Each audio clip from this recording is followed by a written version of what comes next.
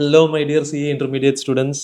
എനിക്കിപ്പോൾ ഒരുപാട് വന്നുകൊണ്ടിരിക്കുന്ന ഡൗട്ട്സ് മെസ്സേജ് മെയ് 26 എക്സാമിലേക്ക് സിലബസിൽ മാറ്റം വന്നിട്ടുണ്ടോ? Now syllabus change as such 2024 വന്ന് അതിന് മുന്നേ 2018 വന്ന്. So this is not something നമുക്ക് ഓരോ വർഷം 2 വർഷം ചേഞ്ച് എന്നുള്ളത് എക്സ്പെക്ട് ചെയ്യേണ്ട ആവശ്യമില്ല. ബട്ട് യെസ്, ഇൻസ്റ്റിറ്റ്യൂട്ട് പുതിയ മെറ്റീരിയൽ റിലീസ് ചെയ്തിട്ടുണ്ട് and that is creating all the confusions. അതിൻ്റെ കൂടെ ഇൻകം ടാക്സ് ആക്ട് പുതിയത് വരാമെന്ന് പറയുമ്പോൾ അതിൻ്റെയും കൺഫ്യൂഷൻസ്. മെറ്റീരിയൽ ഓരോ വർഷവും റിലീസ് ചെയ്യുക എന്നുള്ളത് ഈ ന്യൂ സിലബസ് കൊണ്ടുവരാൻ നിൽക്കുമ്പോൾ തന്നെ ഇൻസ്റ്റിറ്റ്യൂട്ട് പറഞ്ഞതായിരുന്നു നമ്മൾ എല്ലാ വർഷവും മെറ്റീരിയൽ അപ്ഡേറ്റ് ചെയ്യും. ആസ് കമ്പയർ ടു പണ്ടൊക്കെ ഓരോ 2 വർഷം കൂടുമ്പോൾ ചിലപ്പോൾ മെറ്റീരിയൽ അപ്ഡേറ്റ് ആവാറുള്ളൂ. അതിപ്പോൾ ഓരോ വർഷം ആക്കിയിട്ടുണ്ട്. But that doesn't mean drastic change ഉണ്ട് എന്നുള്ളത്. മെയ് 26 എക്സാം പോയിന്റ് ഓഫ് വ്യൂന്ന് ഇൻകം ടാക്സ് ആക്ടിൽ യെസ് ചേഞ്ചസ് ഉണ്ട്. ലോ പോയിന്റ് ഓഫ് വ്യൂ കാര്യമായിട്ടൊന്നുമില്ല. നമുക്ക് ഇവിടെ I'm going to compare both. നിങ്ങളടുത്ത് മെയ് 26 ഓൺവേർഡ്സ് ഉള്ള ഇൻസ്റ്റിറ്റ്യൂട്ട് റിലീസ് ചെയ്ത മെറ്റീരിയൽ, അതായത് മെയ് 26 എക്സാം ഓൺവേർഡ്സ് ഉള്ള മെറ്റീരിയലും മെയ് 25 ടു ജാനുവരി 26 വരെ ഉണ്ടായിരുന്ന മെറ്റീരിയൽ എന്താണ് മാറ്റം എന്നുള്ളത് ലോന്റെ point of view side by side ആയിട്ട് നമ്മളോട് ഡിസ്കസ് ചെയ്യാൻ പോവാണ്. പാരലലി ടാക്സിൽ എന്തൊക്കെയാണ് ചേഞ്ചസ് വന്നിട്ടുള്ളത്, പുതിയ ഇൻകം ടാക്സ് ആക്ടിന്റെ ആപ്ലിക്കബിലിറ്റി എന്താ എന്നുള്ളത് നിങ്ങൾക്ക് ഒരു ക്വിക്ക് അപ്ഡേറ്റ് തരാൻ വേണ്ടിയിട്ടാണ് ഈ വീഡിയോ നമ്മൾ ചെയ്യുന്നത്. ഈ അമെൻമെന്റ്സ് എക്സോസ്റ്റീവ് അല്ല, കംപ്ലീറ്റ് അല്ല. ഇൻ ദ സെൻസ് ഇത് മാത്രമേ ഉള്ളൂ എന്നുള്ളതല്ല. We have to wait. ICA എക്സാം അടുപ്പിച്ചാകുമ്പോൾ RTP റിലീസ് ചെയ്യും, റിവിഷൻ ടെസ്റ്റ് പേപ്പേഴ്സ്. അതിലും ഒരു പക്ഷേ എക്സ്ട്രാ വരുന്ന ചേഞ്ചസ് എന്തൊക്കെയുണ്ട് എന്നുള്ളതും ചിലപ്പോൾ ഇൻസ്റ്റിറ്റ്യൂട്ട് പറയും. ലൈക്ക് ഫോർ എക്സാമ്പിൾ സ്മോൾ കമ്പനിയുടെ ലിമിറ്റ്സിൽ പ്രാക്ടിക്കലി മാറ്റം വന്നിട്ടുണ്ട്. ഞാൻ ഓൾറെഡി ഡിസ്കസ് ചെയ്തിരുന്നു വീഡിയോയിൽ. പക്ഷേ വി ആർ നോട്ട് എക്സ്പെക്ടിങ് അത് ഈ മെയ് എക്സാമിലേക്കും ആപ്ലിക്കബിൾ ആവും, ബിക്കോസ് ഡിസംബറിലൊക്കെയാണ് അമെൻമെൻറ്റ് വന്നിട്ടുള്ളത്.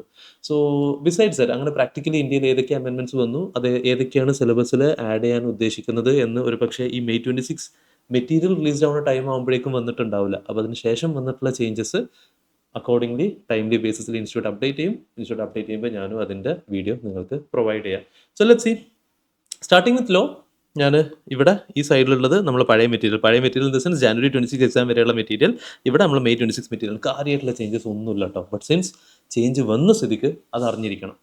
ആൻഡ് എവിടേക്കാണ് ചേഞ്ച് ഉള്ളത്? നമ്മൾ ചാപ്റ്റർ നമ്പർ 9 അക്കൗണ്ട്സ് ഓഫ് കമ്പനിയിൽ ചേഞ്ച് ഉണ്ട്. ചാപ്റ്റർ നമ്പർ 10 ഓഡിറ്റിൽ ചേഞ്ച് ഉണ്ട്. Let's C. Chapter number 9 accounts of കമ്പനിയിൽ അഗെയിൻ മെയിൻലി 2 സെക്ഷൻസിൽ ഒന്ന് നമ്മൾ 134 ബോർഡ് റിപ്പോർട്ട്, അവിടെയാണ് ചേഞ്ച് വന്നിട്ടുള്ളത്. പിന്നെ 137 ഫിനാൻഷ്യൽ സ്റ്റേറ്റ്മെന്റ്സ് ROCക്ക് അയച്ചു കൊടുക്കുക, അവിടെയും ചെറിയ ചേഞ്ച്. സോ ബോർഡ് റിപ്പോർട്ടിൽ ഞാനിവിടെ പാരലലി സൈഡ് ബൈ സൈഡ് ഇത് നമ്മൾ പുതിയ മെറ്റീരിയൽ പേജ് നമ്പർ 9.38 തന്നെയാണ്, പഴയ മെറ്റീരിയലും പേജ് നമ്പർ 9.38 തന്നെയാണ്. ഇവിടെ നമ്മളെ കോണ്ടന്റ് ഓഫ് ബോർഡ് റിപ്പോർട്ടിൽ 2 കാര്യങ്ങൾ, 2 ആക്ടിൻ്റെ കംപ്ലയൻസ് നമ്മൾ പാലിച്ചിട്ടുണ്ട്, ചെയ്തിട്ടുണ്ട് എന്ന് ബോർഡ് ഡിസ്ക്ലോസ് ചെയ്യണം. ഒരു സ്റ്റേറ്റ്മെന്റ് വെക്കണം. നമ്മൾ ഈ 2 നിയമങ്ങൾ, അതിൻ്റെ റിക്വയർമെന്റ്സ് നമ്മൾ കംപ്ലൈ ചെയ്തു എന്നുള്ളത്. ഏതൊക്കെയാണ് നിയമങ്ങൾ? ഒന്ന് പറയണത് sexual harassment of women at work place prevention prohibition and redressal act 2013 പ്രോവിഷൻസ് നമ്മൾ കംപ്ലൈ ചെയ്തു. ഇത് പണ്ടേ ഉണ്ടായിരുന്നു കേട്ടോ. അപ്പോൾ നമ്മൾ പഴയ മെറ്റീരിയൽ നോക്കുകയാണെങ്കിലും ഇതിൻ്റെ കറസ്പോണ്ടിങ് ഇവിടെ ഈ വേർഡിങ്സ് ഉണ്ട്. But then what came extra is അതുമായി ബേസ് ചെയ്തിട്ടുള്ള കുറച്ച് നമ്മൾ ഡിസ്ക്ലോഷേഴ്സ് നമ്മൾ പറയണം ബോർഡ് റിപ്പോർട്ടിൽ. ഇതാണ് ഇവിടെ വന്ന അഡീഷൻ. ബിസൈഡ്സ് ദാറ്റ് ഒരു കംപ്ലീറ്റ്ലി പുതിയൊരു ടോപ്പിക് ആയിട്ട് തന്നെ ആഡ് ചെയ്തത് നമ്മൾ മെറ്റേണിറ്റി ബെനിഫിറ്റ് ആക്ടിൻ്റെ കംപ്ലയൻസ് നമ്മൾ ചെയ്തിട്ടുണ്ട് എന്നൊരു സ്റ്റേറ്റ്മെന്റ് നമ്മൾ ആഡ് ചെയ്യണം. അത് നമ്മൾ പഴയ മെറ്റീരിയലിൽ ഇല്ല. ഇവിടെ നമ്മൾ നോക്കുകയാണെങ്കിൽ പോയിന്റ് നമ്പർ 11 അവസാനിക്കുകയാണ്, which was this point. Point number 12 ഇവിടെ പുതിയതായിട്ട് ആഡ് ചെയ്തിട്ടുണ്ട്. സോ ഇങ്ങനെ 2 ആക്ട്. ഒന്ന്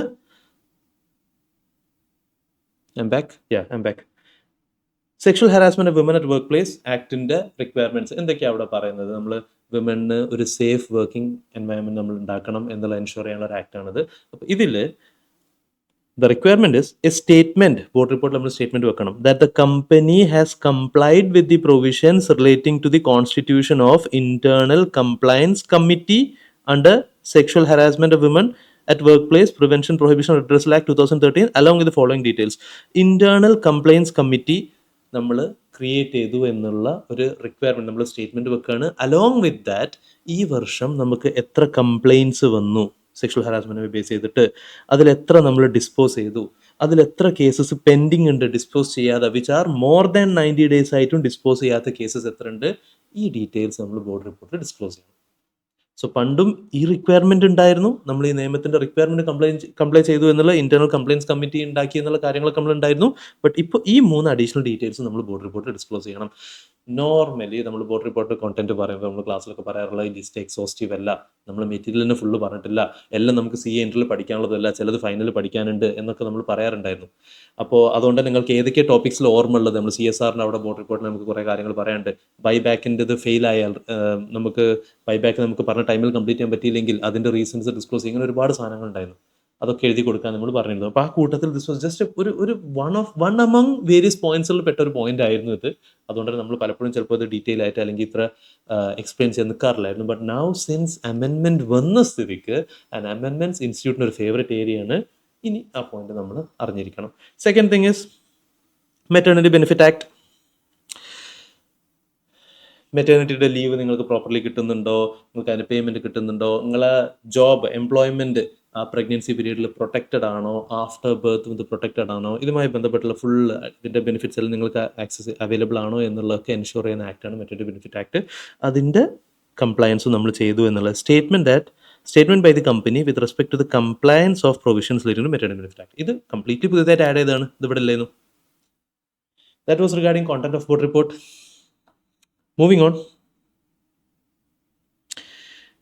പിന്നെ 137 ഫയലിംഗിൽ, ഫിനാൻഷ്യൽ സ്റ്റേറ്റ്മെൻറ്റ്സിൻ്റെ ഫയലിംഗിൽ നമ്മൾ AOC 4 ROCക്ക് അയച്ചു കൊടുക്കുക. മീറ്റിംഗ് കഴിഞ്ഞാൽ വിതിൻ 30 days AOC 4 കൂടെ അറ്റാച്ച്മെൻ്റ് ആയിട്ട് എന്ത് സബ്മിറ്റ് ചെയ്യും? ഈ ഒരു എൻറ്റയർ റൂള് പാരഗ്രാഫ് അഡീഷണലി വന്നതാണ്. ഇവിടെ ഈ 12(1)(b) ഇവിടെ ഉണ്ടായിരുന്നു, പിന്നെ 3(1) ഇവിടെ ഉണ്ടായിരുന്നു. ഇതിപ്പോൾ ഇവിടെ പുതിയതായിട്ട് വന്നതാണ്. This is in page number 9.71. പഴയ ബുക്കിൽ ദിസ് വാസ് 9.70. എന്താ പറയുന്നത്? AOC 4 കൂടെ സാധാരണ AOC 4 XBR ആപ്ലിക്കബിൾ ആയ കമ്പനീസ് ആണെങ്കിൽ AOC 4 XBR അത് ആപ്ലിക്കബിൾ അല്ലാത്ത കമ്പനീസ് ആണെങ്കിൽ നോർമൽ AOC 4 അത് നമ്മൾ സബ്മിറ്റ് ചെയ്യുമ്പോൾ അതിൻ്റെ കൂടെ അറ്റാച്ച്മെൻ്റ് ആയിട്ട് നമ്മൾ PDF നമ്മൾ ബോർഡ് റിപ്പോർട്ടും ഓഡിറ്റ് റിപ്പോർട്ടും അറ്റാച്ച്മെൻ്റ് ആയിട്ട് നമ്മൾ വെക്കാറുണ്ടായിരുന്നു.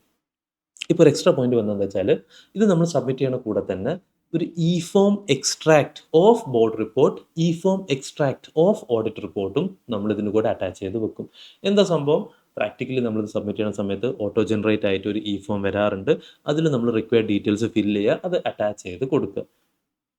നോർമലി പണ്ടത്തെ കേസിൽ നമ്മൾ AOC 4 അതിൻ്റെ കൂടെ board report audit report attach ചെയ്യും. ഇപ്പോൾ പറയുന്നത് ബിസൈഡ്സ് ദാറ്റ് ഒരു E-form എക്സ്ട്രാക്ട് അത് സെൽഫ് ജനറേറ്റ് ആവും. അത് മെഷീൻ റീഡബിൾ ഫോർമാറ്റിലാണ്, സെൽഫ് ജനറേറ്റ് ആവും. നമ്മൾ അതിലേക്ക് എക്സ്ട്രാ ഡാറ്റ നമ്മൾ എന്തൊക്കെയാണ് ഫില്ല് ചെയ്യണം നമ്മൾ ഫില്ല് ചെയ്യുക, അതുകൂടി അറ്റാച്ച് ചെയ്തിട്ട് സബ്മിറ്റ് ചെയ്യുക എന്നുള്ള റൂളിൽ ഒരു കംപ്ലയൻസിൻ്റെ ഒരു പോയിന്റ് വന്നു എന്ന് മാത്രം. Every company along with the relevant E-form number AOC 4 ആവട്ടെ, AOC 4 നിങ്ങൾ CFS കൺസോളിഡേഷനുള്ള കേസിൽ AOC 4 XBR ആപ്ലിക്കബിൾ ആയ കമ്പനീസിന്, പിന്നെ NBFCൻ്റെ കേസിൽ AOC 4 NBFC, AOC 4 CFS NBFC and the respective attachments in portable document format as required shall also file E-form extract of board report, extract of audit report. Audit report ഇനിയിപ്പോൾ നിങ്ങൾ stand loan ആണെങ്കിൽ ആ particular കമ്പനിന് മാത്രമാണെങ്കിൽ അവർ audit report, extract of audit report consolidated as a case may be നമ്മളിപ്പോൾ ഇതിന് കൂടെ അറ്റാച്ച്മെൻറ്റ് കൊടുക്കും. പിന്നെ a copy of signed financial statements duly authenticated as per 134. Financial statement signing authentication 134 പറഞ്ഞത്. ചെയർപേഴ്സൺ, if authorized chairperson അല്ലെങ്കിൽ 2 directors, one of whom shall be MD, CS, CEO, CFO ഇവരൊക്കെ sign ചെയ്യും എന്നൊക്കെ 134 പറഞ്ഞിട്ടുണ്ടായിരുന്നു. ആ സൈൻ ചെയ്ത ഫിനാൻഷ്യൽ സ്റ്റേറ്റ്മെന്റ്സും including board report audit report in portable document format shall also be attach to the XBR. എന്തായാലും board report audit report നമ്മൾ attach ചെയ്യും. അതിൻ്റെ കൂടെ ഇപ്പോൾ ഇനി നമ്മൾ ഇതിൻ്റെ extract board report audit report extract നമ്മൾ AOC 4 കൂടെ അറ്റാച്ച് ചെയ്ത് സബ്മിറ്റ് ചെയ്യും. ഇത് പുതിയതായിട്ട് വന്നതാണ്. ബിസൈഡ്സ് ദിസ് ഓഡിറ്റ് ചാപ്റ്ററിൽ നമ്മൾ 143 ഉണ്ടായിരുന്നു, ഏത് ഡ്യൂട്ടീസ് ഓഫ് ഓഡിറ്റർ. അവിടെ ഫ്രോഡ് ഡിറ്റക്ട് ചെയ്താൽ റിപ്പോർട്ട് ചെയ്യണം, സെൻട്രൽ ഗവൺമെൻറ് റിപ്പോർട്ട് ചെയ്യണം എന്നൊക്കെ ഉണ്ടായിരുന്നു. 2 ക്ലാസിഫിക്കേഷൻ, 1 കോടി വരെയുള്ള ഫ്രോഡ്, 1 കോടിനേക്കാൾ കൂടുതലുള്ള ഫ്രോഡ് സെൻട്രൽ ഗവൺമെൻറ് അറിയിക്കണം. ADT 4 അത് എങ്ങനെ അറിയിക്കണം എന്ന് ക്ലിയർലി പറഞ്ഞിരുന്നത് നമ്മൾ പഴയ ബുക്കാണ്. നമ്മൾ ടു ദ സെക്രട്ടറി MCAക്കാണ് നമ്മൾ റിപ്പോർട്ട് ചെയ്യേണ്ടത്. സീൽഡ് കവറിൽ രജിസ്റ്റേർഡ് പോസ്റ്റ് എങ്ങനെ അയക്കേണ്ടി എന്നുള്ള മാനർ അവിടെ പറഞ്ഞിരുന്നു. Registered post with acknowledgement due or speed post confirm by an email. ഒന്നെങ്കിൽ registered post with acknowledgement due അല്ലെങ്കിൽ സ്പീഡ് പോസ്റ്റ്, ഈ രണ്ടിൽ ഏതെങ്കിലും ഒന്ന്. അതിന് കൂടെ ഇമെയിൽ കൺഫർമേഷൻ നമ്മൾ അയക്കണം എന്നൊക്കെ പറഞ്ഞിരുന്നു. ലെറ്റർ ഹെഡിലാണ് ഉണ്ടാവുക, ഓഡിറ്ററിൻ്റെ ഒക്കെ ഉണ്ടാവുക. ഇപ്പോൾ ഈ റിക്വയർമെന്റ് ഫുൾ ഒഴിവാക്കിയിട്ട് പറഞ്ഞ് നിങ്ങൾ ജസ്റ്റ് എന്ത് ചെയ്താൽ മതി, ഇലക്ട്രോണിക് ഫോമിൽ അയച്ചു കൊടുത്താൽ മതി ADT 4. That's it. അപ്പോൾ ഈ പറഞ്ഞ റിക്വയർമെന്റ് ഓഫ് ഈ ഒമിറ്റഡ് എഫ് ഒമിറ്റഡ് എന്ന് പറഞ്ഞത് ഇ ഒമിറ്റഡ് ഇത് ലെറ്റർ ഹെഡിലാണ് ഉണ്ടാവുക എന്ന് പറഞ്ഞത്. എഫ് ഒമിറ്റഡ് അതിൻ്റെ എന്താണ് report shall be in the form of A statement as specified in 84 എന്ന് പറഞ്ഞ് അതെല്ലാം ഒഴിവാക്കിയിട്ട് ഇപ്പം എന്താ പറഞ്ഞ് ഈ ഡിയിലാണെങ്കിൽ ഒരു മാറ്റം വന്നു. ഡിയിൽ ഇലക്ട്രോണിക് ഫോമിൽ അയച്ചു കൊടുക്കാമെന്ന് പറഞ്ഞു. ഇവിടെ പറഞ്ഞ് ഫിസിക്കൽ ഫോം ആയപ്പോൾ സെക്രട്ടറി എം സി എക്കാണ് നമ്മൾ സെൻട്രൽ ഗവൺമെൻറ് അയച്ചു കൊടുക്കുന്നത്, സെക്രട്ടറി എം സി എക്കാണ് അഡ്രസ് ചെയ്യേണ്ടത് പറഞ്ഞത് മാറ്റിയിട്ട് ഈ ഫോമിൽ അയച്ചു കൊടുക്കാമെന്ന് പറഞ്ഞു. സോ അപ്പോൾ ഇനി മുതൽ ജസ്റ്റ് ഇലക്ട്രോണിക് ഫോമിൽ അയച്ചു കൊടുക്കുക എന്നുള്ള കോൺസെപ്റ്റ് മാത്രമേ 84 നമ്മൾ ഫ്രോഡ് ഡിറ്റക്ട് ചെയ്താൽ സെൻട്രൽ ഗവൺമെൻറ് അറിയിക്കേണ്ട പാറ്റേൺ ഉള്ളത്. This was all about amendments in law. Besides this, like I said, RTP released ആകുമ്പോൾ അവിടെ എന്തെങ്കിലും ചേഞ്ചസ് ഉണ്ടെങ്കിൽ ഞാനതും ഡെഫിനറ്റ്ലി എൻ്റെ യൂട്യൂബ് ചാനൽ അപ്ലോഡ് ചെയ്യും. ട്രൈ ടു അണ്ടർസ്റ്റാൻഡ് നമ്മൾ ഇന്ത്യയിൽ പ്രാക്ടിക്കലി വരുന്ന മേജർ അമെൻമെൻറ്റ്സ് ഞാൻ റെഗുലർ ബേസിസിൽ ഇൻസ്റ്റാഗ്രാമിലായിട്ടും യൂട്യൂബിലായിട്ടും ഷോർട്സ് ആയിട്ട് ചെറിയ വീഡിയോസ് ആയിട്ട് ഇടാറുണ്ട്. For example small community limits, അതൊക്കെ അത്ര ഇമ്പോർട്ടൻറ്റ് അമെൻമെൻ്റ് ആയിരുന്നു.